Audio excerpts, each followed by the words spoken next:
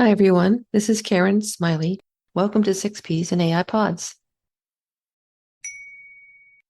This post is part of our AI 6P interview series on AI, software, and wetware. Our guests share their experiences with using AI and how they feel about AI using their data and content. I am delighted to welcome Dr. Anna Katharina Meyer from Germany as my guest today on AI, software, and wetware. Anna, thank you so much for joining me on this interview. Please tell us about yourself, who you are, and what you do. Yeah, thank you so much. Maybe this is one of the most difficult questions to answer. I would consider myself as, I think, an activist, but I also like academia and I am also an entrepreneur. And in everything I do, I try to support the sustainability transformation of our society. And with my company, founded together with my co-founder, Shanta Meyer Nandi, we support change agents in their organizations when they decided to drive social or ecological change. Very nice. Thank you for sharing that. I understand that even though you and Shanta have a similar name, you aren't actually related. Is that right? Yeah, that's right. Shanta has parents with an Indian, Bengali background, and we do not look alike. But I don't know, because we have the same mission. People sometimes believe we are sisters. Definitely, we are sisters in crime. And for more than 10 years with Finding Sustainia, we are supporting those who are changing the world for the better. That's an amazing track record. I'm so impressed that you built this and sustained it for over 10 years. That's really cool. So tell us a little bit about your level of experience with AI and machine learning and analytics. I'm wondering if you've used it professionally or personally, or how much you studied the technology. Yeah, I would love to tell you a little bit of our story because Shanta and I never envisioned to have anything to do with machine learning. This was very far away from our zone of genius or our sphere of experiences. But beginning last year, we used all these easily accessible tools to help us becoming more effective in our change making, in growing our business for good, and in using all these tools to drive positive change. And when we talked with our community members about our heavy usage of AI tools, they were quite impressed. And then there were several different reactions. Some said, oh, but is this ethical? Because, of course, people who have this systemic view, who want to change the world for the better, they are also aware of all the ethical shortcomings of AI usage. But then others were also interested and said, huh, are you really using it for good? Couldn't you teach us how you use it? Eventually, Shanta and I shared the idea of teaching AI tools in our community together with a guy who is using AI tools from morning to evening. And the three of us are now hosting cohorts. We call them AI tool times, where within 30 days we try to give our experiences, let them share their experiences, and of course, reflect on ethical issues as well, because that's how we are. Your AI tool times sound like a really cool initiative. Is that primarily in German, or how do you run those sessions? We have cohorts in German and we have cohorts in English. The third person is American, Scott Denton, the one who is also facilitating these 30 days. And it's always 30 days because we believe 30 days are good for a start, good for experimenting, and it's just a great way to concentrate on something, knowing that there is an end, and also to get to know others, because after these 30 days, we want the people to stay connected and share their experiences and help each other out. We're happy if international guests join us and send us a note, and I'm sure you will put our link somewhere so people can find me. Yep, definitely. We can put them right into the interview here and at the end as well in the references section. Definitely. We want people to find you. That's great. So that's a good overview of how you are using AI professionally and you're helping others to use it. And we'll talk more about that later in the call. I'm wondering about how you use AI personally.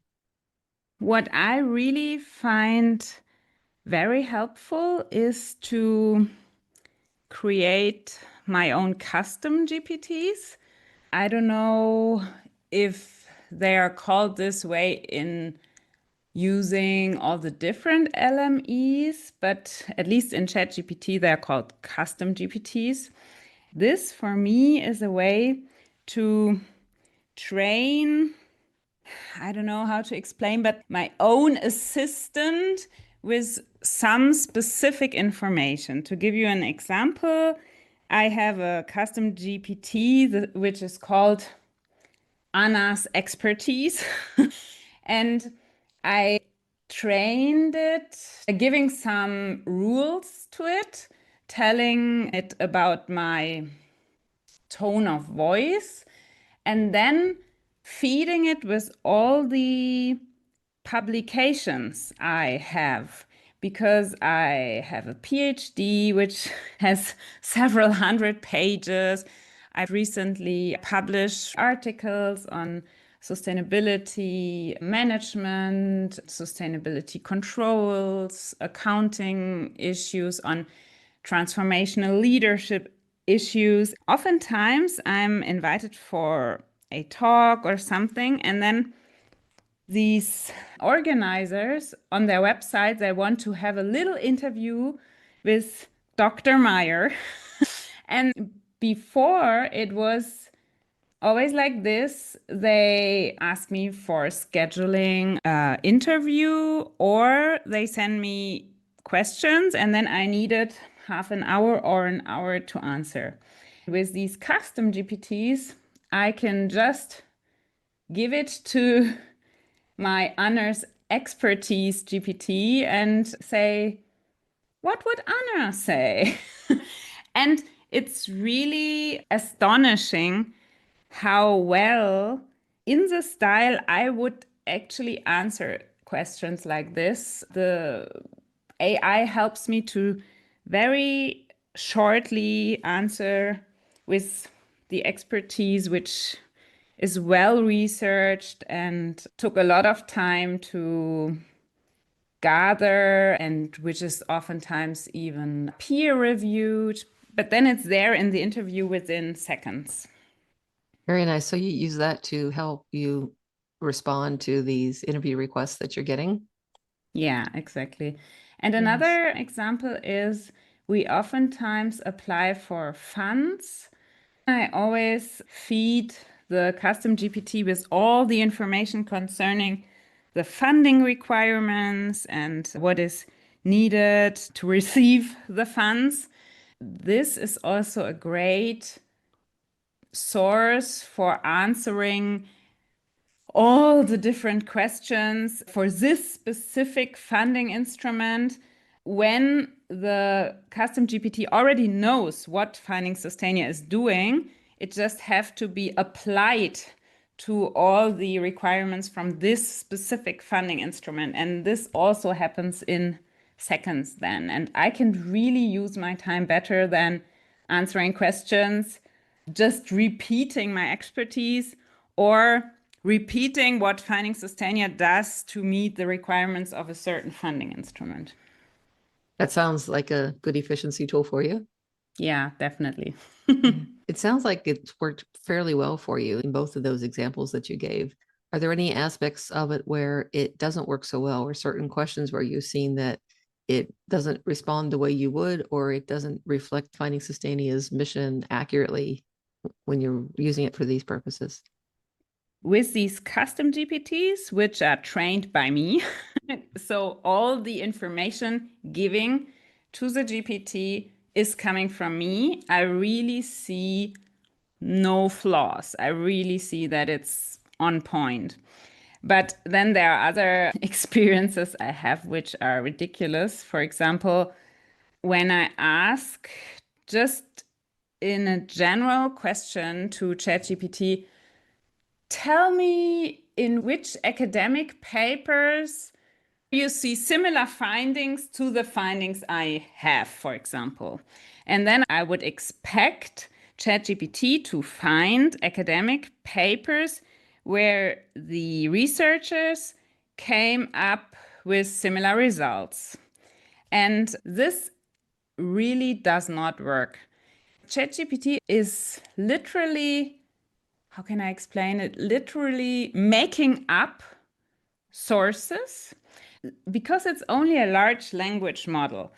A large language model works in a way, I mean, I don't have to tell you about it, but maybe some people in the audience might be interested to just have an explanation by someone like me who is not an IT trained person, but the LMEs, they're good with language and they know that certain words follow certain words and that in the long run they make sense in sentences.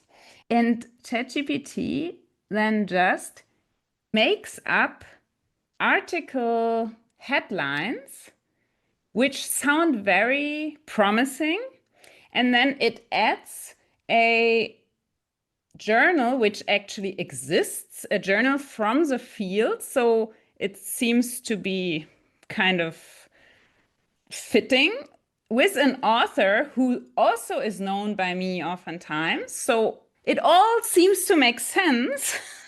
But if I then go into my academic databases and I want to double check if the researchers really found these results, then I found out that not even this article exists. So it's really dangerous to just believe facts when randomly working with ChatGPT. There are other AI tools which are better to be precise. ChatGPT is not meant to be very precise, but merely to be very logical. This is what I believe. Maybe you have an opinion on that too, Karen. But I can tell you that the articles not even existed. Even it sounded to be too good to be true. Oh, now I have 5 papers from these renowned authors published in these great journals where the title of the article just seems to be perfect and it's just hallucination. Or I don't know the English exact word for it. Yeah, Yeah. hallucination is the word that's most commonly used, although some people say confabulation is a better word. Most people don't use that word, but I think linguistically it's probably more accurate. But yeah, a lot of people have talked about hallucinations. One of my early guests was trying to find podcasts that she could go on to market her book. And it gave her a list of 10, and 8 of them simply didn't exist. Yeah, really. ChatGPT is not another Google or search engine. It's really something different. And for the first use cases, it's wonderful, but for this second one, it's just not eligible. Some of the other LLMs have been announcing features that will only use a list of verified sources. For instance, Perplexity has done that, and Claude came out with that most recently. ChatGPT has not. Have you ever tried any of the other large language models other than ChatGPT, or is that the main one that you've worked with? Perplexity is definitely the alternative which we're suggesting for use cases like the one I just talked about.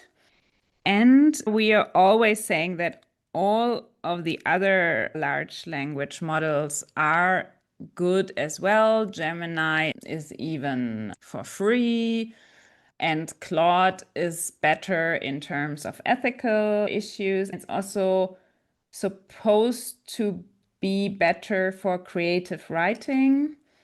But I have to admit that I mainly use still ChatGPT, but Have only you in the version which is paid. I believe that only the paid version really uses the potential needed for serious working. have you looked yet into the new Swiss public chat Not bot? yet. What's It's your really cool. impression?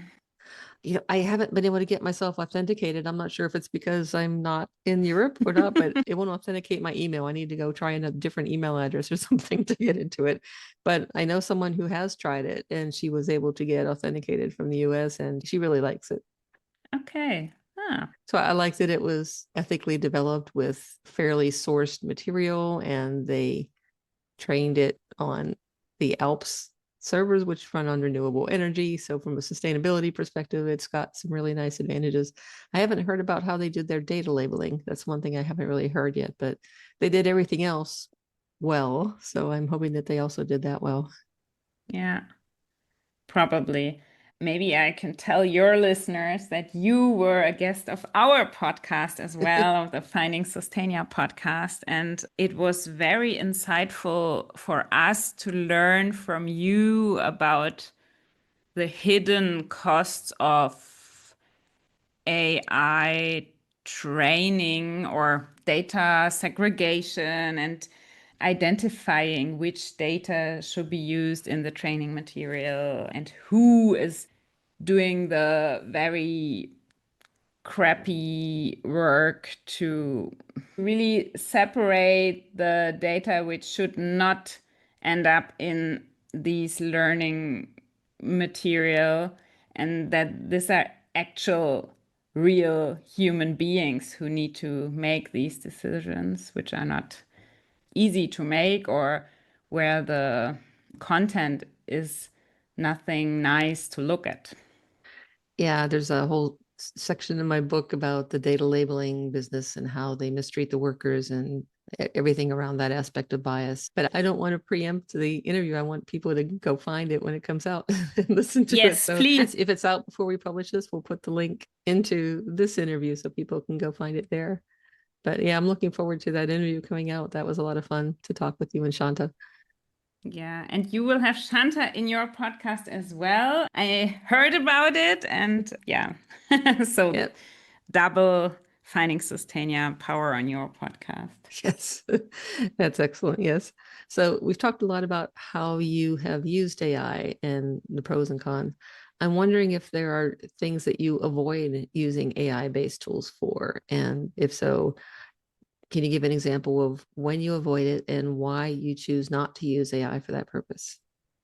We always say that in two ways we believe that it's dangerous. One is that it oftentimes increases biases in staffing processes, for example, of big companies. There's a lot of academic literature on how the AI learns an ideal IT professional looks like this and that.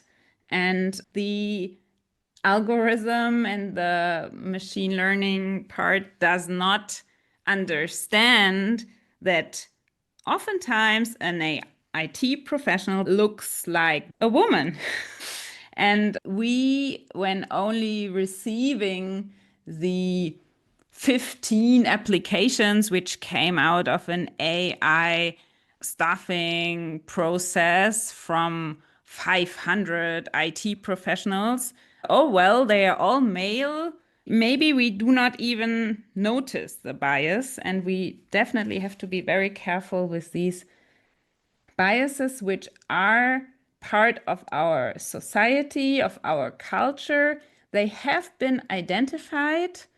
We are aware of some of them, But then with AI, they are somehow forgotten because no one really looks into the decision making within AI. So this is one very difficult aspect about AI usage, I would say. And the other one is that we risk our own creative thinking and our ability to structure things ourselves or to write things ourselves if we rely too much on AI. And I'm really scared what this development will do to our younger generation. First of all, they will have the impression that speaking is sufficient. No one needs to write anything anymore because the AI can write and I only have to talk to tell what I want. So we somehow unlearn our writing skills, our skills to structure topics, and yeah, maybe even our skills of creative thinking, because it's so easy to ask, what are four possible creative ways to answer this or that question? And if we do that on a daily basis and we do not see the need for our own creative thinking anymore, I believe that we can lose it over the next years. And this is quite dangerous for our society, I would say. Do you have any family members who are in this younger generation? And have you had any observations about how they're using AI or not using AI? My kids are still too young. They are 6 and 8 year old, and they go to a Steiner school. I don't know if this is very well known in the US. I know that there are some of these schools, but it's a very special school, I would say, where they very much concentrate on the core needs of the human being. One is the need of achieving something with your hands, and of course, the need for creative thinking for problem solving. And I love this school because they are knitting and they are doing many things with wood. And so, really doing things with their hands and with being very creative. And I like it because I believe we don't know what these young people need to know in 15 years when they start to work. This would probably be very different from what we do need today. But it's definitely good to know that you can do things with your hands and that your brain is a creative instrument and that your individual thinking is important. But I know that these schools are raw and they also have some disadvantages and so on. But therefore, they have no experiences yet with AI. But I know from some neighbors that they are using ChatGPT as if it would be a search engine. And there I see a very big shift because all of the marketing efforts in the digital space are based on SEO optimization, for example, search engine optimization. And I think that all of these companies need to shift to an LLM based optimization. And I do not think that this makes a lot of sense, actually. But I believe that this is taking place. So I do not have a solution yet for that. But I see that this is happening and that every marketeer needs to change his or her processes. I've heard people refer to that as GEO, generative engine optimization. Definitely, this is what is probably the next big thing. But from your point of view, I mean, you understand the technology behind AI a lot better than I do. Does it make sense to use LLMs like search engines? That's a good question. I think it's happening, whether it's a good idea or not, like so many other things in the world of technology. I think it's definitely having an impact from what I've been hearing about. The people aren't getting the click-throughs that they used to because the generative AI overviews are trying to answer people's questions right there. And so then people don't need to click through to the articles. So anyone who has a site that's based on getting ad revenue or anything like that, their business is being significantly affected. So it's definitely something to consider. The other aspect is these AI overviews can hallucinate, right? And so some Yes. people, including me, have taken the shortcut you can actually put into the Google search to make it turn off the AI overviews so that it won't show you those and it acts like it used to, where it's really just a search engine that points you to articles. It's a UDM 14 shortcut, they call it. So the But real experts yeah. turn it off. I generally do. There's a couple of times that I've launched the Edge browser and I just want to do a search. I'm looking up a Python a library call and I just want to see what the official parameters are. So I'm really just trying to get it to take me to the Python documentation and I'll put it in and you'll see the Copilot search is just running and running and running. And meanwhile, the link I want is 3 links down and I just scroll past that nonsense. But then I'm like, well, it's just wasting cycles and computational power and my time Yes, to try to run it. So I yes, really would rather yes, just go turn it off. yes. Wonderful insight. I mean, dear listeners, did you hear that? This was a hack by Karen Smiley. I mean, it just doesn't make sense to waste that time in those cycles. And it takes longer for me to get to the link that I just want to go to. And it's not helping anybody else to have that. Well, I'm not even going to read what they're trying to generate, and they're not even done generating it by the time I find the link I want. It's just wasteful, and I hate waste. Yeah, you know where it really helps and where it also changes the way of working is when you consider all of these big annual business reports and the annual sustainability reports. Oftentimes, analysts or stakeholders, instead of reading everything, now only ask their questions and use AI tools which are really functioning for this task to give them the information from the report. This works quite well. And it's really helpful because oftentimes more than half of the report is pretty much the same as last year. So, as a human, it's very difficult to read through and remember, oh, yeah, they already said this last year, and so on. So, it's wonderful to go into a conversation with an specialized AI bot and ask what is new compared to last year and what is written about this, this, and this, the 3 things I am interested in.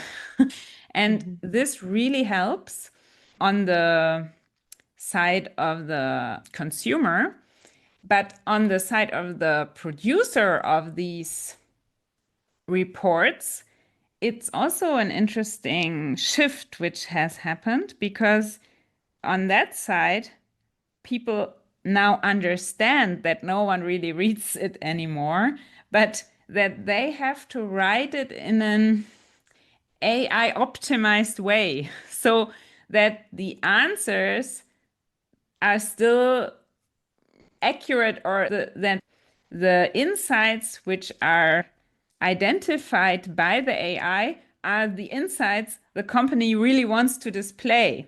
So they need to change their writing and make it more obvious what is important and what is not. That's really an interesting insight because we hear a lot of people talking about summarization. I wonder if the people who are writing these reports now would put the report into an AI tool and ask it to tell them this is what someone's takeaways would be if they read this and see if that's what they want. Do you know of anyone who's actually doing that? In our cohort, we have all these sustainability professionals. And it was not my discovery, but the discovery of a lady. She sits in several supervisory boards. And in our cohort, she identified this as an important change. And she now uses her knowledge to inform people in this supervisory board, where again the executive committee is influenced. And yeah, I think through us, this gets into the business sphere. Maybe someone else identified it earlier, but we did too. Yes. Yes. And you're helping now to share that knowledge. So that's a good thing. So we've talked a lot about AI tools and what they're good at, what they're not good at. We've also talked a little bit about where AI and ML systems get the data that they use to train on. A lot of times that data is not a good representation of society as a whole. It reflects the biases in our society. And they're also oftentimes getting data from online systems or things that people have published online, which may be subject to copyright, but not respecting those copyrights. But companies are not always transparent about how they plan to use our data when we sign up for a service, music, streaming, video, anything like that. I'm wondering how you feel about companies that are using this data for training their systems and tools, and specifically what your thoughts are about what some people call the 3 C's, which is consent, credit, and compensation, which many people argue that creative people are entitled to for the use of their content. Yeah, I'm definitely not that much into these questions, even though I know very well that they are very important, and I'm happy people like you are talking about it publicly.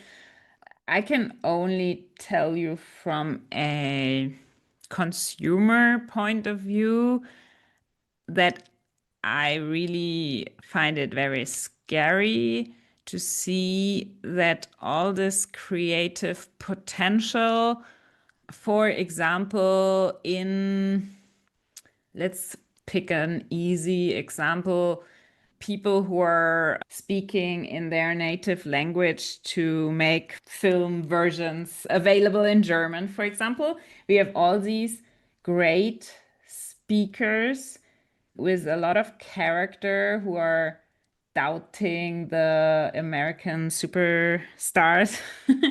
And this is done by AI now, oftentimes. I think here again, this creative potential is somehow killed. There is no business case for it anymore. But I do not yet have a nice or valid position how to avoid consumption of data which is retrieved from sources which I believe are not ethically correct. I definitely am on the very beginner's standpoint on that topic. You're referring to dubbing movies, Yeah, basically dubbing replacing the movies. soundtrack, and where they used to use these talented voice actors to do Exactly. it, now they're Yeah. using AI instead. And so those people basically don't have work anymore. Yeah. Yeah. And this is taking place in many creative areas where somehow these creative resources are not needed anymore, or even worse, as you said, their creative work is stolen and used for training, and then it becomes not needed anymore afterwards. Mhm. Yeah, we see that happening in voice cloning and in music and in art and in writing, obviously, is another area. But we see it happening in a lot of areas now with video generation, even. I think people look at it one way if the tool was trained by, say, musicians who recorded clips specifically to give to that company to use for training, and then they generate something from it. Okay, that's a form of competition, but it's another thing if they stole somebody's art, like the Studio Yeah, Ghibli art videos from Japan, and then they generate videos in that style. and they're Exactly. blatantly stealing, and that I think feels different to a lot of people. Yeah, yeah. And this has taken place, and this is definitely a very severe downside of AI usage. So in an ideal world, how do you think it should work? Hmm. I think copyright should still be something very important, very valid. I also like the European AI Act, where we at least try to secure certain data rights. I believe that the European countries are always handling these issues with a little more care than other countries. That's also a reason why we are slower. But I see some sense in it, definitely. In my ideal world, we would have the chance to use AI without feeling bad about it. I mean, now we did not even talk about all these energetic resources which are needed and which are also causing problems. We are all here to fight climate change, and then we're using these large servers.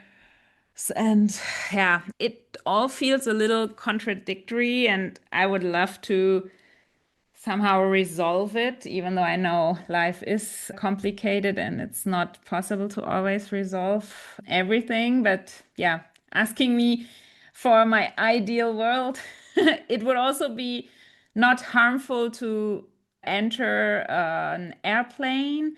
I would love to visit my American friends more often because I spent a high school year in San Diego. I have many friends in the US, and I'm always very shy to tell them, oh, I'm not coming because I feel bad flying because of climate change. And yeah, AI is not making it better. There, the ideal world is, yeah, based, of course, a lot on renewable energies. I have an MBA in renewable energies because I believe this is such an important topic, but it still doesn't save us from using resources. We have other problems again. The ideal world, does it exist?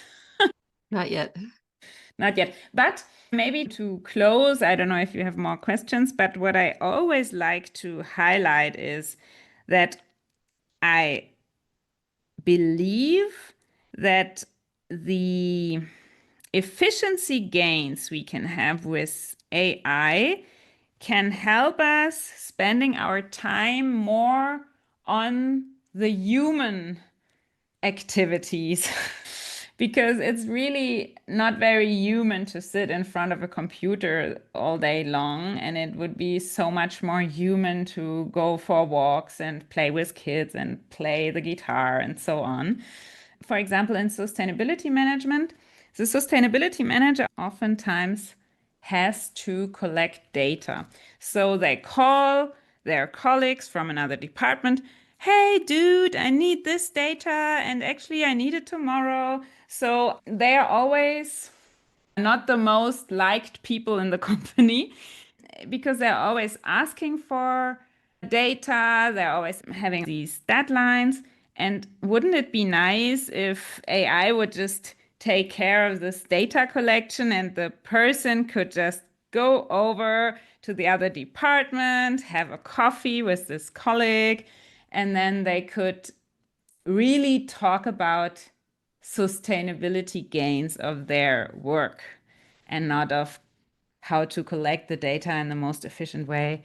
So there, I believe human beings are more needed, and I would hope for AI to take over and do the boring work. Yeah, I think we all want AI to do the boring work and leave us free to do the fun work and the artistic work and the human to human connections, right? I did have a few Exactly. questions just very quickly as far as the way that our data is being used by these companies. And do you know if any of your data has been used by these AI companies, either personal data that is being used by, say, a movie streaming system or music streaming, or maybe if any of the articles that you've published have been scraped up and used to train a large language model. There was that LibGen database that came out that let us look and see if our articles got used. And I'm curious if you've tried that. No, I didn't. I'm not aware of it. I'm very certain that it is used, but I did not double check. Do you know of any cases where you've given someone, a company, a government organization, or anything like that, given them some of your information, and then they told you up front, we're going to train an AI or model on this data, and just making sure you're okay with that? I know with the EU AI Act, there's more privacy protection. I'm just wondering what your experiences have been. I know it only from the American companies, which of course are our friends too, like Meta and so on. We are using WhatsApp and Instagram, and there we are giving many consents which we do not want to give, but where we somehow are forced to when we still want to use it. But for governmental issues, I'm not aware that I was asked very specifically, no. Okay. I was just curious. I know when people do fly internationally and they go through the TSA screenings, and there's some different things there where they now are trying to take people's pictures and then use AI to compare those pictures to your ID and to other records and such. So sometimes it's unavoidable. And so I was curious what the experiences were for you there. Have you ever had your data stolen, like had a data breach where your information was leaked out?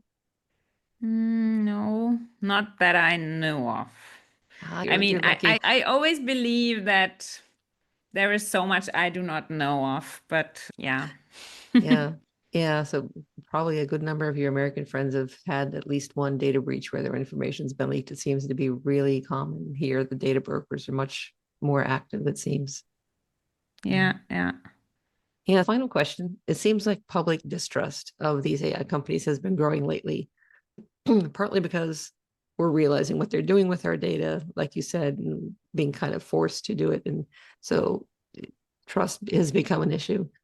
I'm wondering what you think is the most important thing that these companies would need to do for you to feel like you could trust them, if that's possible. And if you have any specific ideas on what they could do to earn your trust. Yeah, I have the feeling that right now we have no clue how they're training their models and Yes. how the data labeling takes place.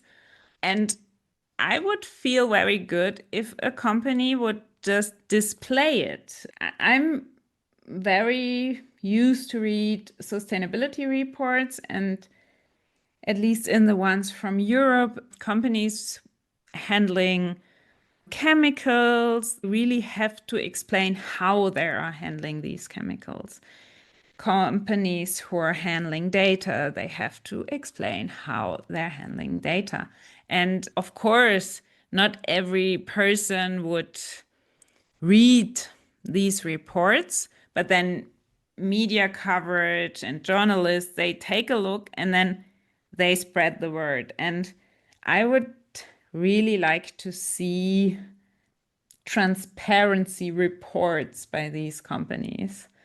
Then I would feed them into my system, ask the question, and they have definitely programmed or wrote it in a way that retrieved with AI, I'm getting the information I'm interested in. All right. That sounds like a good idea. Almost everybody wants more transparency from these companies. It's almost universal in all of these 80 plus interviews that I've done so far. So you're in good company there. Yeah, So, and I believe that there is a role of the regulatory bodies. No company would report in a way which is really helpful for consumers if they are not forced to do so, or if there is no comparison with others. If everyone does it in the way they want to believe that it's correct or right or sufficient, then it's definitely not sufficient. all right. So that is all my standard questions. Is there anything else that you'd like to share with our audience, or anything you can share about how people would get in touch with you to find out about your AI tool times, or anything else that Finding Sustaining is doing? Yeah, what really is our mission is that people who care, so all the Karen Smileys and Anna Meyers in this world, team up or get together and have a say in the discussions, in the dialogue on future AI usage. We should not leave it to some tech enthusiasts who just don't care or who have no systemic thinking knowledge. And we really want the people who care to be aware of what AI is and what AI can help with and what the shortcomings are. And I believe that your podcast is wonderful and that your listeners would also like the Finding Sustainia community. We are on the platform School, SKOOL, and we have a community there, and it's called Finding Sustainia for Impact. I welcome everyone to join us there. It's a free community, and from there, you can get all the information on the AI tool time and on everything else we're doing. We'd love to have more international community members. And it's a wonderful opportunity, Karen, for me to share this information here on your podcast. Well, I've really enjoyed reconnecting with you and having this additional discussion about AI and hearing about your experiences with it, with your custom chat GPT and with your other adventures into using AI and setting up the tool times. I think it's great that you're helping people learn how to use it effectively for good causes. That's wonderful to hear. Yeah, thank you so much. I will join the Christmas party downstairs now. And I hope that we meet again. There will be new opportunities, I'm sure. And to all my American friends, because I will share the podcast with them as well. So you might get new listeners, Karen. I miss you. That's a good note. I'm sure they miss you too. At least we have these technologies to help us stay in touch remotely. So that's great. I obviously would never have met you otherwise. So I'm happy that we have these technologies. It's been great talking with you, Anna. Thanks so much for joining me. Thank you so much. Bye-bye.